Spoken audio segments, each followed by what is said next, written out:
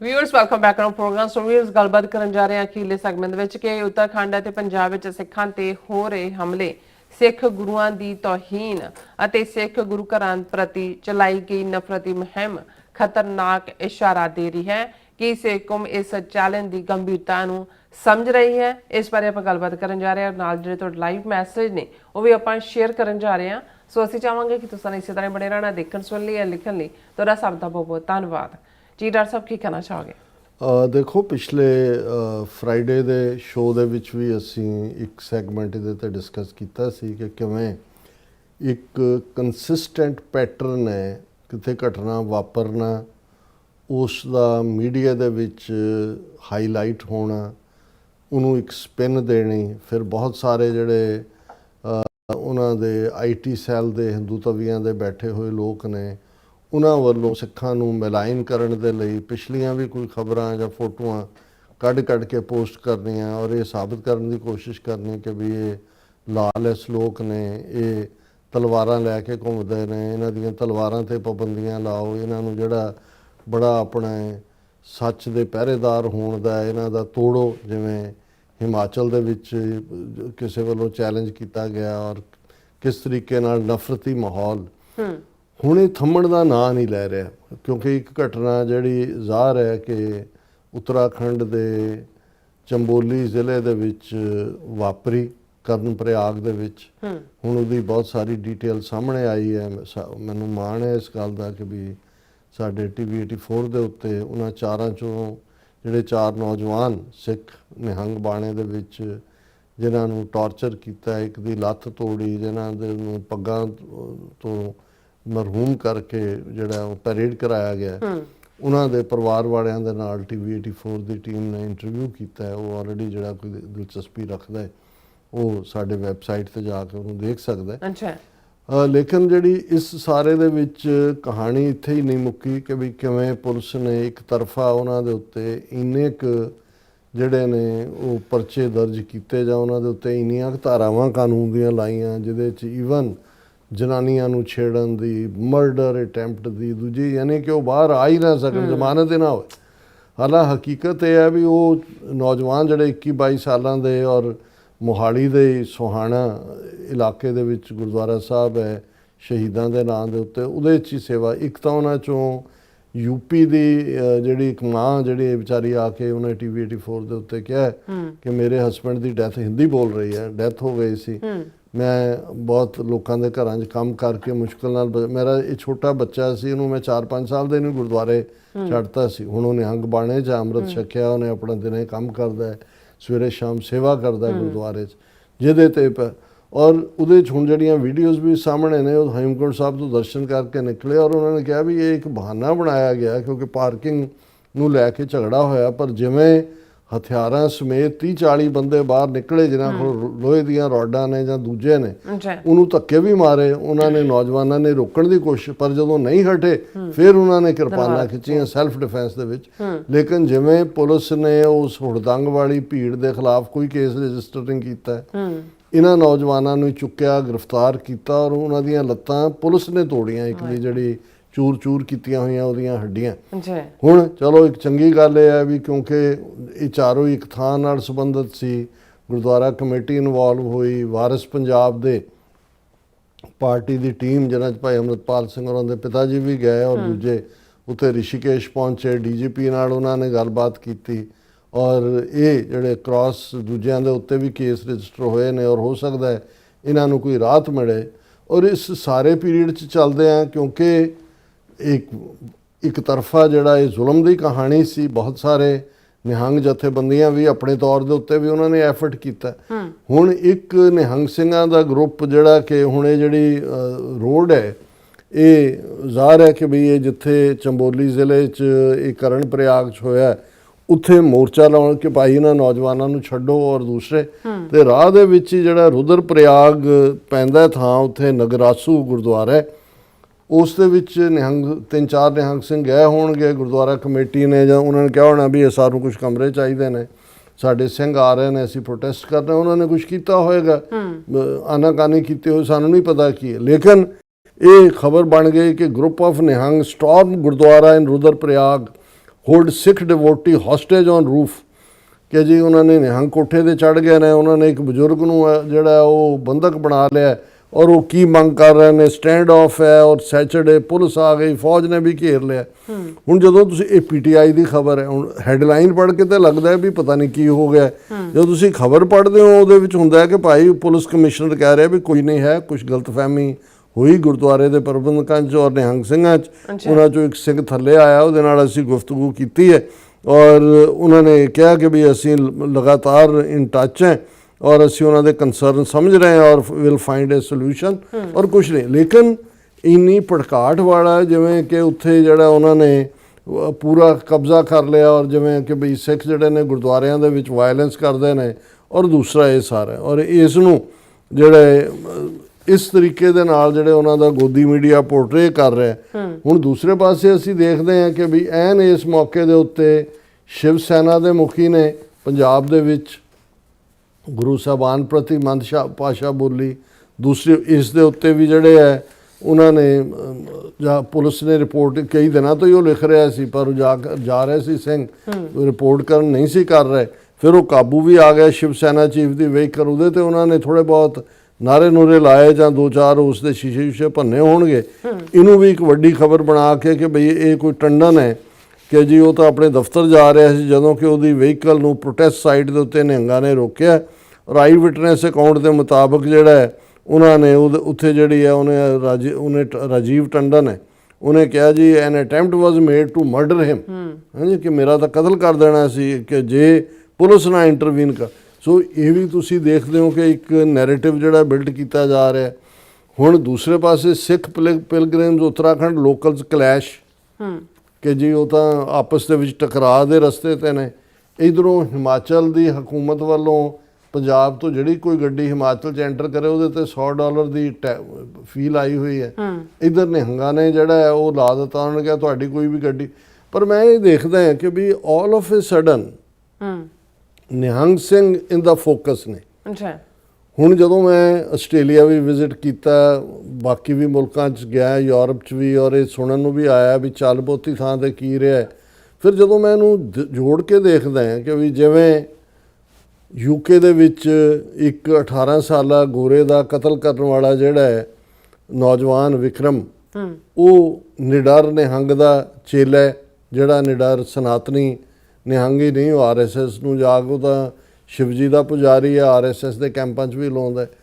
ਉਸ ਘਟਨਾ 'ਚ ਵੀ ਅਦਰਵਾਈਜ਼ ਕੋਈ ਤੁਹਾਨੂੰ ਫਿਰ ਆਲ ਆਫ ਏ ਸਡਨ ਇਹ ਜਿਹੜੀ ਘਟਨਾ ਜਿਹੜੀ ਹੈ ਰੁਦਰਪ੍ਰਯਾਗ ਤਾਂ ਇਹ ਗੁਰਦੁਆਰੇ ਵਾਲੀ ਬਾਅਦ 'ਚ ਹੈ ਜਿਹੜੀ ਚੰਬੋਲੀ ਜ਼ਿਲ੍ਹੇ 'ਚ ਹੁੰਦੀ ਹੈ।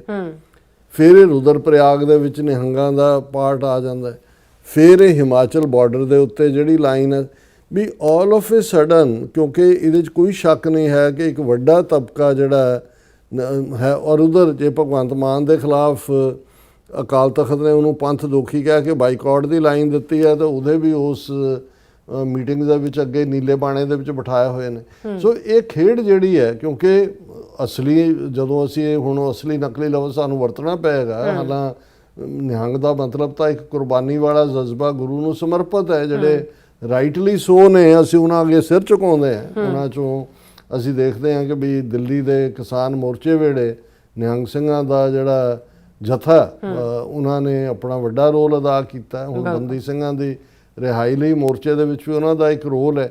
ਲੇਕਿਨ ਇਹ ਆਲ ਆਫ ਏ ਸਡਨ ਸਿਨੇਰੀਓ ਦੇ ਉੱਤੇ ਔਰ ਉਹਨਾਂ ਹਾਲਾਤਾਂ 'ਚ ਇਹਨਾਂ 'ਚੋਂ ਬਹੁਤ ਸਾਰੇ ਗਰੁੱਪ ਜਿਹੜੇ ਨੇ ਉਹ ਨੇ ਜਿਹੜੇ ਖਾਲਿਸਤਾਨ ਦੇ ਵਿਰੋਧੀ ਨੇ, ਜਿਹੜੇ ਆਪਣੀਆਂ ਰੂਟਸ ਸਨਾਤਨ ਨਾਲ, ਸ਼ਿਵਜੀ ਨਾਲ ਜਾਂ ਹਿੰਦੂ ਤਵੀਆਂ ਨਾਲ ਜੋੜ ਕੇ ਜਿਹੜਾ ਉਹ ਕੰਫਰਟੇਬਲ ਮਹਿਸੂਸ ਕਰਦੇ ਨੇ। ਸੋ ਇਸ ਸਾਰੇ ਦਾ ਪਿਛੋਕੜ ਜਿਹੜਾ, ਜੇ ਤੁਸੀਂ ਹੁਣ BJP ਦਾ ਪੰਜਾਬ 'ਚ 2027 'ਚ ਆਉਣਾ ਦੇਖੋ, ਆਨੇ ਬਹਾਨੇ ਸਿੱਖਾਂ ਨੂੰ ਰਾਜ ਵੀ ਲੈਣਾ ਚਾਹੁੰਦੇ ਨੇ ਪੰਜਾਬ 'ਚ। ਹੁਣ BJP ਦਾ ਪ੍ਰਧਾਨ ਜਿਹੜਾ ਉਹ 2 ਰੋਜ਼ਾ ਦੌਰੇ ਤੇ ਆਇਆ ਅੰਮ੍ਰਿਤਸਰ ਦਰਬਾਰ ਸਾਹਿਬ, ਉਹ ਕਹਿੰਦੇ ਜੀ ਅਸੀਂ ਮਹਾਰਾਜਾ ਰਣਜੀਤ ਸਿੰਘ ਦਾ ਰਾਜ ਕਾਇਮ ਕਰਨਾ।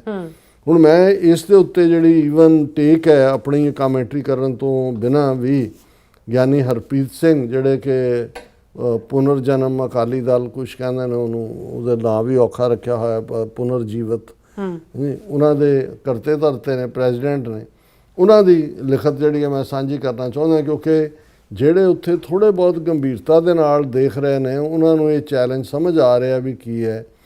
ਉਹਨਾਂ ਨੇ ਕਿਹਾ ਕਿ ਦੇਸ਼ ਦੇ ਵੱਖ-ਵੱਖ ਹਿੱਸਿਆਂ 'ਚ ਸਿੱਖਾਂ ਖਿਲਾਫ ਨਫ਼ਰਤ ਦਾ ਮਾਹੌਲ ਲਗਾਤਾਰ ਖੜਾ ਕੀਤਾ ਜਾ ਰਿਹਾ ਹੈ, ਇੱਕ ਪੈਟਰਨ ਬਣਾਇਆ ਜਾ ਰਿਹਾ। ਬਿਲਕੁਲ। ਅਤੇ ਚਿੰਤਾ ਦੀ ਗੱਲ ਇਹ ਹੈ ਕਿ ਕਈ ਮਾਮਲਿਆਂ ਵਿੱਚ ਅਜੇ ਤੱਤਾਂ ਨੂੰ ਸਖਤ ਕਾਨੂੰਨੀ ਕਾਰਵਾਈ ਦੀ ਥਾਂ ਅਸਿੱਧੇ ਤੌਰ ਤੇ ਹੱਲਾਸ਼ੇਰੀ ਮਿਲਦੀ ਨਜ਼ਰ ਆਉਂਦੀ। ਕਾਨੂੰਨੀ ਕਾਰਵਾਈ ਨਹੀਂ ਹੈ, ਉਹਨਾਂ ਖਿਲਾਫ ਹੱਲਾਸ਼ੇਰੀ ਹੈ। ਉੱਤਰਾਖੰਡ ਵਿੱਚ ਹਾਲ ਹੀ ਵਿੱਚ ਵਾਪਰੀਆਂ ਘਟਨਾਵਾਂ ਦੌਰਾਨ ਵੀ ਸਿੱਖਾਂ ਖਿਲਾਫ ਇੱਕ ਪਾਸੜ ਕਾਰਵਾਈ ਕੀਤੀ ਗਈ ਤੇ ਨਫ਼ਰਤ ਭਰੇ ਵਰਤਾਂਤਾਂ ਨੇ ਗੰਭੀਰ ਸਵਾਲ ਖੜੇ ਕਰ ਦਿੱਤੇ ਹਨ। ਵਰਤਾਂਤ ਨੈਰੇਟਿਵ ਸਾਰੇ ਮੀਡੀਆ 'ਚ, ਸੋਸ਼ਲ ਮੀਡੀਆ ਤੇ, ਉਹਨਾਂ ਦੇ ਦਰਬਾਰੀ ਮੀਡੀਆ ਤੇ। ਹੁਣ ਲੁਧਿਆਣੇ ਵਿੱਚ ਰਾਜੀਵ ਟੰਡਨ ਵੱਲੋਂ, ਇਹ ਸ਼ਿਵ ਸੈਨਾ ਦਾ ਪ੍ਰਧਾਨ ਹੈ, ਕਿਰਪਾਨ ਨੂੰ ਬੈਨ ਕਰਨ ਦੀ ਮੰਗ, ਅਤੇ ਸ਼ਿਵ ਸੈਨਾ ਆਗੂ ਚੇਤਨ ਸ਼ਰਮਾ ਵੱਲੋਂ ਸਿੱਖ ਗੁਰੂ ਸਾਹਿਬਾਨ ਬਾਰੇ ਵਰਤੀ ਗਈ ਬੇਹੱਦ ਇਤਰਾਜ਼ਯੋਗ ਤੇ ਅਸਹਿਣਯੋਗ ਸ਼ਬਦਾਵਲੀ ਨੇ ਸਿੱਖ ਸੰਗਤਾਂ ਦੀਆਂ ਧਾਰਮਿਕ ਭਾਵਨਾਵਾਂ ਨੂੰ ਡੂੰਘੀ ਠੇਸ ਪਹੁੰਚਾਈ ਹੈ। ਕਿਸੇ ਵੀ ਧਰਮ ਦੇ ਮਹਾਨ ਪੁਰਖਾਂ, ਧਾਰਮਿਕ ਆਗੂਆਂ ਜਾਂ ਆਸਥਾ ਕੇਂਦਰਾਂ ਪ੍ਰਤੀ ਅਜਿਹੀ ਭਾਸ਼ਾ ਇੱਕ ਸੱਭਿਅਕ ਸਮਾਜ ਵਿੱਚ ਕਦੇ ਵੀ ਪ੍ਰਵਾਨ ਨਹੀਂ ਕੀਤੀ ਜਾ ਸਕਦੀ। ਹੋਰ ਵੀ ਗੰਭੀਰ ਗੱਲ ਇਹ ਹੈ ਕਿ ਅਜੇ ਵਿਅਕਤੀਆਂ ਨੂੰ ਸਰਕਾਰੀ ਸੁਰੱਖਿਆ ਪ੍ਰਦਾਨ ਕੀਤੀ ਜਾ ਰਹੀ, ਗਵਰਨਮੈਂਟ ਸਿਕਿਉਰਿਟੀ ਦੇ ਵਿੱਚ ਬਹਿ ਕੇ ਉਹ ਊਲ ਜਲੂਲ ਔਰ ਬਕਵਾਸ ਕਰ ਰਹੇ ਨੇ। ਬਿਲਕੁਲ। ਇਸ ਨਾਲ ਇਹ ਸੰਦੇਸ਼ਾ ਜਾਂਦਾ ਹੈ ਕਿ ਨਫ਼ਰਤ ਫੈਲਾਉਣ ਵਾਲੇ ਤੱਤਾਂ ਨੂੰ ਸੁਰੱਖਿਆ ਤੇ ਹੌਸਲਾ ਮਿਲ ਰਿਹਾ। ਕੋਈ ਤਾਂ ਹੈ ਜਿਹੜਾ ਇਹ ਸਾਰੇ ਕੈਂਪੇਨ ਨੂੰ ਲੀਡ ਕਰ ਰਿਹਾ, ਅੱਛਾ, ਜਦ ਕਿ ਸਮਾਜਿਕ ਸਦਭਾਵਨਾ ਤੇ ਭਾਈਚਾਰਕ ਏਕਤਾ ਨੂੰ ਨੁਕਸਾਨ ਪਹੁੰਚ ਰਿਹਾ। ਅਸੀਂ ਸਰਕਾਰ ਨੂੰ ਸਖਤ ਤਾੜਨਾ ਕਰਦੇ ਹਾਂ ਕਿ ਚੇਤਨ ਸ਼ਰਮਾ ਨੂੰ ਤੁਰੰਤ ਗ੍ਰਿਫਤਾਰ ਕੀਤਾ ਜਾਏ, ਸਖਤ ਕਾਨੂੰਨੀ ਕਾਰਵਾਈ ਕੀਤੀ ਜਾਏ। ਧਾਰਮਿਕ ਭਾਵਨਾਵਾਂ ਨੂੰ ਭੜਕਾਉਣ, ਨਫ਼ਰਤ ਫੈਲਾਉਣ ਤੇ ਸਮਾਜਿਕ ਅਮਨ ਨੂੰ ਖਤਰੇ ਵਿੱਚ ਪਾਉਣ ਵਾਲਿਆਂ ਨਾਲ ਕਿਸੇ ਵੀ ਕਿਸਮ ਦੀ ਨਰਮੀ ਨਹੀਂ ਵਰਤੀ ਜਾਣੀ ਚਾਹੀਦੀ। ਇਹ ਹੁਣ ਇਵੇਂ ਹੀ ਹੈ ਜਿਵੇਂ ਅਸੀਂ ਕਸਾਈ ਨੂੰ ਕਹਿ ਰਹੇ ਹਾਂ ਕਿ ਤੂੰ ਬੱਕਰੇ ਨਾਲ ਜਰਾ ਨਰਮੀ ਵਰਤੀ। ਸੋ ਇਹ ਚੈਲੰਜ ਸਿੱਖ ਕੌਮ ਨੂੰ ਦੇਖਣਾ ਹੋਏਗਾ ਕਿ ਭਾਈ ਇਹ ਹਿੰਦੂਤਵਾ ਦਾ ਏਜੰਡਾ ਅਲਟੀਮੇਟਲੀ ਸਿੱਖ ਕੌਮ ਦੇ ਖਿਲਾਫ ਇਹਨਾਂ ਨੇ ਜਿਹੜੀ ਟੋਟਲ ਵਾਰ ਵਿੱਢੀ ਹੋਈ ਹੈ ਉਸ ਦੇ ਅਖੀਰਲੇ ਚਰਨ ਤੇ ਪਹੁੰਚ ਗਿਆ ਔਰ ਉਹ ਮਾਹੌਲ ਸਿਰਜਿਆ ਜਾ ਰਿਹਾ ਜਿਹਦੇ ਥੱਲੇ ਜਿਹੜਾ ਹੈ ਉਹ ਸਿੱਖਾਂ ਦੀ ਨਸਲਕੁਸ਼ੀ ਦਾ ਨੈਕਸਟ ਫੇਜ਼ ਵੀ। ਔਰ ਇਸ ਖੌਫ ਚੋਂ, ਡਰ ਚੋਂ ਪੰਜਾਬ ਦੇ ਵਿੱਚ ਇਹਨਾਂ ਨੇ ਅਗਲੇ ਵਰੇ ਦੀਆਂ ਬੀਜੇਪੀ ਨੇ ਚੋਣਾਂ ਦੇ ਵਿੱਚ ਵੀ ਜਿਹੜੀ ਹੈ ਉਹ ਕਿੰਗ ਮੇਕਰ ਜਾਂ ਐਬਸੋਲੂਟ ਸਰਕਾਰ, ਜਿਹਨੂੰ ਲੇਬਲ ਬਿਰਤਾਂਤ ਮਹਾਰਾਜਾ ਰਣਜੀਤ ਸਿੰਘ ਦੀ ਸਰਕਾਰ ਦਾ ਬੀਜੇਪੀ ਚੀਫ ਨੇ ਪੰਜਾਬ 'ਚ ਆ ਕੇ ਦਿੱਤਾ ਹੈ। ਹੁਣ ਅੰਦਾਜ਼ਾ ਲਾ ਲਓ ਵੀ ਇਹ ਸਾਰੇ ਨੂੰ ਕੌਣ ਲੀਡ ਕਰ ਰਿਹਾ। ਬਿਲਕੁਲ ਰਾਸਾ, ਤੁਹਾਡਾ ਬਹੁਤ ਬਹੁਤ ਸ਼ੁਕਰੀਆ। ਸੋ ਹੁਣ ਆਪਾਂ ਜਿਹੜੇ ਵਿਊਅਰਸ ਮੈਸੇਜ ਨੇ ਉਹ ਲੈਣ ਜਾ ਰਹੇ ਹਾਂ। ਸਭ ਦਾ ਬਹੁਤ ਬਹੁਤ ਸ਼ੁਕਰੀਆ ਅਦਾ ਕਰਦੇ ਹਾਂ। ਸਾਡੇ ਕੋਲ ਪਹਿਲੇ ਵਿਊਅਰ ਨੇ ਸੋਹਨ ਮਾਲ ਜੀ, ਸਾਨੂੰ ਫਤਿਹ ਬੁਲਾਉਂਦੇ ਨੇ। ਵਾਹਿਗੁਰੂ ਜੀ ਕਾ ਖਾਲਸਾ, ਵਾਹਿਗੁਰੂ ਜੀ ਕੀ ਫਤਿਹ। ਔਰ ਮੁਹੰਮਦ ਜਾਕੂਬ ਜੀ ਵੀ ਕਹਿੰਦੇ ਕਿ ਜੀ ਡਾਕਟਰ ਸਾਹਿਬ ਵੈਲਕਮ ਬੈਕ, ਹੋਰ ਸੁਣਾਓ, ਕਹਿੰਦੇ ਕਿ ਤਾਜ਼ਾ ਖਬਰ ਕੀ ਹੈ, ਔਰ ਲਵ ਖਾਲਿਸਤਾਨ, ਲਵ ਕਸ਼ਮੀਰ। ਬਹੁਤ ਸ਼ੁਕਰੀਆ ਜਨਾਬੇ ਆਲਾ, ਅਸੀਂ ਖਬਰਾਂ ਇਕੱਠੀਆਂ ਕਰਕੇ ਤੁਹਾਨੂੰ 2 ਘੰਟੇ ਸੁਣਾ ਦਿੰਦੇ ਹਾਂ ਰੋਜ਼ਾਨਾ। और कहते आपने लास्ट फ्राइडे कहते मेरे कमेंट नहीं पढ़े थे, ये वे ज़रूरी थे। और नहीं, लास्ट फ्राइडे साडा एकदम कोलैप्स हो गया सी सिस्टम करके मैं पढ़ ली सी थोड़े message, so interesting, thank you for the comments. और फिर खालसा देश पंजाब जी फतेह बुलाते ने, और सुखजीवन बच्चू जी भी, और इस तरह साडे कोल हैगे ने नासिर चौधरी जी खालसा जिंदाबाद कहते ने। और फिर इस तरह साडे कोल अमरजीत सैनी जी भी, और नासिर चौधरी जी कहते हैं कि हिंदूत्व इस चैनल ਨੂੰ ਰਿਪੋਰਟਾਂ ਕਰਦਾ ਹੈ, ਇਸ ਨੂੰ ਰਿਪੋਰਟਾਂ ਨਾਲੋਂ ਜ਼ਿਆਦਾ ਲਾਈਕ ਹੋਣੇ ਚਾਹੀਦੇ ਹਨ। ਜੇਕਰ 200 ਖਾਲਿਸਤਾਨੀ ਇਸ ਨੂੰ ਦੇਖ ਰਹੇ ਹਨ ਤਾਂ ਇਸ ਨੂੰ 200 ਲਾਈਕਸ ਹੋਣੇ ਚਾਹੀਦੇ। ਅਸੀਂ ਲਗਾਤਾਰਤਾ ਨਾਲ ਅਪੀਲ ਕਰਦੇ ਹਾਂ ਕਿ ਭਈ ਤੁਹਾਡਾ ਕੁਝ ਨਹੀਂ ਜਾਂਦਾ, ਉਸ ਨੂੰ ਲਾਈਕ ਕਰੋ, ਸ਼ੇਅਰ ਕਰੋ ਰੋਜ਼ਾਨਾ ਪ੍ਰੋਗਰਾਮ ਦਾ, ਕਿਉਂਕਿ ਜਿਹੜਾ ਇਹਨਾਂ ਦਾ ਐਲਗੋਰਿਦਮ ਵੀ ਹੈ, ਜਿੰਨੇ ਤੁਸੀਂ ਕਮੈਂਟ ਕਰੋਗੇ, ਜਿੰਨੀਆਂ ਲਾਈਕਸ ਕਰੋਗੇ, ਉਨੇ ਜ਼ਿਆਦਾ ਜਿਹੜਾ ਉਸ ਦਾ ਐਕਸਪੋਜ਼ਰ ਹੋਏਗਾ। ਕਿਉਂਕਿ ਕੰਪਲੇਂਟਸ ਵੀ ਔਰ ਇਹਨਾਂ ਨੇ ਸਾਨੂੰ ਸੁਪਰੈਸ ਕੀਤਾ ਹੋਇਆ ਸਾਡੀ ਆਵਾਜ਼ ਨੂੰ, YouTube ਨੇ ਵੀ। ਕਹਿੰਦੇ ਨਾਲ ਹੀ ਤੇ ਟਿੱਪਣੀਆਂ ਵਿੱਚ ਸਾਰੇ ਖਾਲਿਸਤਾਨੀਆਂ ਨੂੰ ਖਾਲਸਾ ਜ਼ਿੰਦਾਬਾਦ ਦੇ ਨਾਰੇ ਲਾਣੇ ਚਾਹੀਦੇ ਹਨ। ਬਿਲਕੁਲ ਠੀਕ ਹੈ, ਇੰਨਾ ਹੀ ਕਮੈਂਟ ਹੋਏ ਉਹ ਵੀ ਕਮੈਂਟ ਚ ਕਾਊਂਟ ਹੁੰਦਾ। ਬਿਲਕੁਲ। ਨਵਰੂਪ ਸਿੰਘ ਜੀ ਕਹਿੰਦੇ ਨੇ ਕਿ ਇਨ ਆਸਟ੍ਰੇਲੀਆ ਇਟਸ 87% ਆਲਮੋਸਟ 9-10। ਔਰ ਹਰਪ੍ਰੀਤ ਸਿੰਘ ਖਾਲਸਾ ਜ਼ਿੰਦਾਬਾਦ ਕਹਿੰਦੇ ਨੇ, ਬਸਰਾ ਜੀ ਵੀ ਖਾਲਸਾ ਜ਼ਿੰਦਾਬਾਦ ਫਤਿਹ ਬੁਲਾਉਂਦੇ ਨੇ। ਔਰ ਨਾਸਰ ਚੌਧਰੀ ਜੀ ਕਹਿੰਦੇ ਨੇ ਕਿ ਨੇਪਾਲ ਅਤੇ ਉੱਤਰਾਖੰਡ ਤੋਂ ਬੰਬਈ ਤੱਕ ਵਾਘਾ ਬਾਰਡਰ ਤੋਂ ਦਿੱਲੀ ਦੇ ਪੂਰਬ ਤੱਕ ਖਾਲਸਾ ਦੀ ਹੋਂਦ ਹੀ ਹੱਲ ਹੈ। ਖਾਲਸਾ ਬਿਲਕੁਲ, ਤੁਸੀਂ ਜ਼ਿੰਦਾਬਾਦ। ਬਹੁਤ ਠੀਕ ਬਾਰਡਰ ਵੀ ਡਿਫਾਈਨ ਕੀਤਾ ਔਰ ਇਹ ਯਾਦ ਦਹਾਨੀ ਵੀ ਕਰਵਾਈ ਕਿ that is the only way left. ਔਰ ਇਸੇ ਤਰ੍ਹਾਂ ਜਾਵੇਦ ਜੀ ਕਹਿੰਦੇ ਨੇ ਕਿ ਮੋਦੀ ਫਾਲੋਡ ਮੋਸਾਦ। ਹਾਂ, ਮੋਸਾਦ ਐਂਡ ਰਾ ਇਹੀ ਸ਼ੇਅਰ ਕਰਦੇ ਨੇ ਇੱਕ ਦੂਜੇ ਨਾਲ, ਇਹੀ ਇਹਨਾਂ ਦੀਆਂ ਸਾਂਝਾਂ ਨੇ ਫਾਸ਼ੀਵਾਦੀਆਂ ਦੀਆਂ। ਬਿਲਕੁਲ। ਔਰ ਹੁਣ ਆਪਾਂ ਟੀਵੀ 84 USA ਤੇ ਵੀ ਆਪਣੇ ਵਿਊਅਰਸ ਦੇ ਕਮੈਂਟ ਲੈਣ ਜਾ ਰਹੇ ਆ। ਧਰਮ ਸਿੰਘ ਜੀ ਸਾਨੂੰ ਫਤਿਹ ਬੁਲਾਉਂਦੇ ਨੇ। ਵਾਹਿਗੁਰੂ ਜੀ ਕਾ ਖਾਲਸਾ, ਵਾਹਿਗੁਰੂ ਜੀ ਕੀ ਫਤਿਹ। ਟੋਨੀ ਢੀਂਡਸਾ ਜੀ ਵੀ ਔਰ ਲੱਖਾ ਸਿੰਘ ਜੀ ਵੀ ਖਾਲਸਾ ਜ਼ਿੰਦਾਬਾਦ ਕਹਿੰਦੇ ਨੇ। ਜੱਗੀ ਕਾਲੋਂ ਵਾਹਿਗੁਰੂ ਜੀ ਕਹਿੰਦੇ ਨੇ। ਇੰਦਰਜੀਤ ਸਿੰਘ ਸੰਧੂ ਜੀ ਵੀ ਸਾਨੂੰ ਫਤਿਹ ਹਨ, ਖਾਲਸਾ ਜ਼ਿੰਦਾਬਾਦ। ਔਰ ਸੁਰਮੁਖ ਸਿੰਘ ਭੁੱਲਰ ਜੀ ਵੀ ਜਿਹੜੇ ਨੇ ਇਹ ਵੀ ਫਤਿਹ ਬੁਲਾਉਂਦੇ ਨੇ ਔਰ ਕਹਿੰਦੇ ਪ੍ਰੋਗਰਾਮ ਬਹੁਤ ਵਧੀਆ ਔਰ ਖਾਲਸਾ ਜ਼ਿੰਦਾਬਾਦ ਕਹਿੰਦੇ ਨੇ। ਮਾਈ ਪਲਵਿੰਦਰ ਜੀ ਵੀ ਜਿਹੜੇ ਫਤਿਹ ਬੁਲਾਉਂਦੇ ਨੇ। ਗੁਸਕੇ ਜੀ ਵੀ ਫਤਿਹ ਔਰ ਮਿਸਰਾਜ ਸਿੰਘ ਜੀ ਵੀ ਖਾਲਸਾ ਜ਼ਿੰਦਾਬਾਦ। ਜਸਪਾਲ ਸਿੰਘ ਕਾਲੇ ਜਿਹੜੇ ਨੇ ਉਹ ਵੀ ਫਤਿਹ ਬੁਲਾਉਂਦੇ ਨੇ। ਗੁਰਜੀਤ ਸਿੰਘ ਜੀ ਵੀ ਫਤਿਹ। ਗੱਭਰੂ ਜੀ ਕਹਿੰਦੇ very good decision as always.